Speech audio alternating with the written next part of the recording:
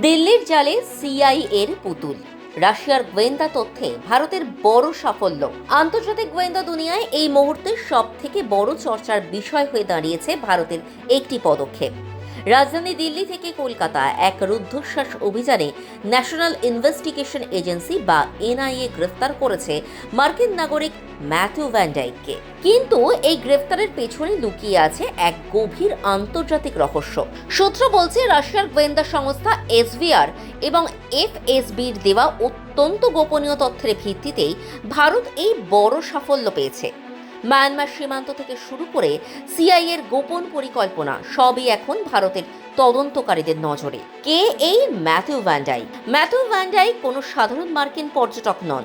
46 বছর বয়সী এই ব্যক্তি নিজেকে একজন ডকুমেন্টারি ফিল্ম মেকার এবং মুক্তিযোদ্ধা হিসাবে দাবি করলেও গোয়েন্দা মহলে তার পরিচিতি একজন আমেরিকান মার্সেনারি বা ভাড়াটে যোদ্ধা হিসাবে। 2011 সালে লিবিয়ার গৃহযুদ্ধে গাদ্দাফি বিরোধী বিদ্রোহীদের হয়ে অস্ত্র ধরা থেকে শুরু করে সিরিয়ার গৃহযুদ্ধ, সবখানেই তার উপস্থিতি ছিল রহস্যজনক। তিনি সন্স অফ লিবার্টি ইন্টারন্যাশনাল নামক একটি সংস্থার প্রতিষ্ঠাতা, যা দাবি করে তারা বিশ্বের বিভিন্ন প্রান্তের বিদ্রোহীদের সামরিক প্রশিক্ষণ দেয়। অভিযোগ রয়েছে মার্কিন গোয়েন্দা সংস্থা সিআইএ এর সঙ্গে ভ্যান ডাইকের যোগসূত্র বহু পুরনো, যদিও তিনি তা অস্বীকার করেন। কিন্তু তার গতিবিধি সবসময়ই পেন্টাগনের ছক মেনেই পরিচালিত হয়েছে বলে বিশেষজ্ঞদের ধারণা। গোয়েন্দা সূত্রের খবর, গত কয়েক মাস ধরে ভারতের উত্তর পূর্ব সীমান্ত এবং মায়ানমার সংলগ্ন এলাকায় কিছু সন্দেহজনক গতিবিধি লক্ষ্য করা যাচ্ছিল। রাশিয়ার শক্তিশালী বৈদেশিক গোয়েন্দা সংস্থা এসভিআর এবং অভ্যন্তরীণ নিরাপত্তা সংস্থা এফএসবি ভারতকে সতর্ক করে যে একদল বিদেশি বিশেষজ্ঞ ভারতের ভূমি ব্যবহার করে মায়ানমারের বিদ্রোহী গোষ্ঠীদের ড্রোন যুদ্ধের প্রশিক্ষণ দিচ্ছে। রাশিয়ার দেওয়া এই সুনির্দিষ্ট সিগন্যাল ইন্টেলিজেন্স এবং হিউম্যান ইন্টেলিজেন্স কাজে লাগিয়েই এনআইএ গত 13 মার্চ 2026 তারিখে কলকাতা বিমানবন্দর থেকে ভ্যান ডাইককে গ্রেফতার করে। একই সঙ্গে দিল্লি এবং লখনৌ থেকে আরও 6 জন ইউক্রেনীয় নাগরিককে আটক করা হয়, যারা যুদ্ধের অভিজ্ঞতা সম্পন্ন টেকনিশিয়ান হিসাবে পরিচিত। তদন্তে উঠে এসেছে এক বিস্ফোরক তথ্য।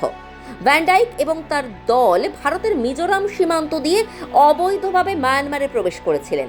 সেখানে তারা মায়ানমারের এথনিক আর্মড গ্রুপ বা জাতিগত বিদ্রোহী গোষ্ঠীগুলোকে ড্রোন পরিচালনা, ড্রোন অ্যাসেম্বলি এবং ইলেকট্রনিক জ্যামিং সিস্টেমের প্রশিক্ষণ দিচ্ছিলেন।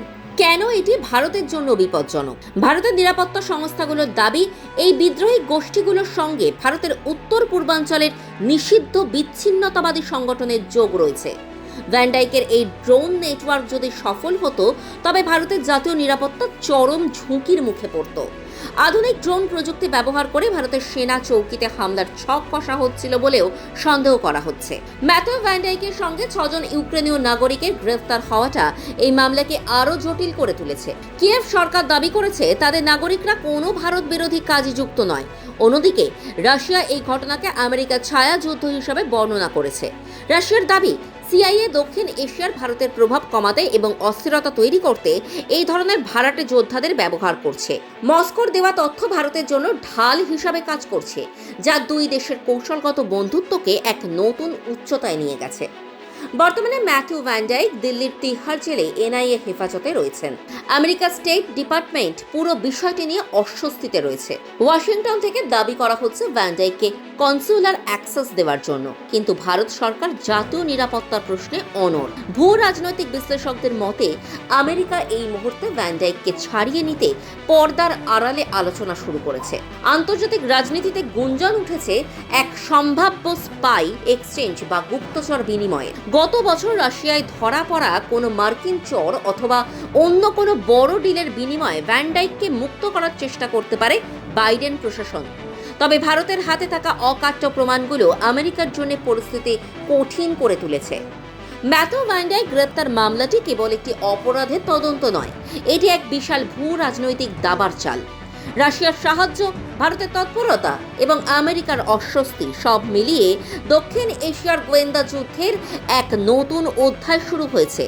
ভারতের উত্তর পূর্ব সীমান্তকে সুরক্ষিত রাখতে এনআইএর এই পদক্ষেপ আগামী দিনে ওয়াশিংটন এবং দিল্লির সম্পর্কের ওপর কী প্রভাব ফেলে, সেটাই এখন দেখার বিষয়।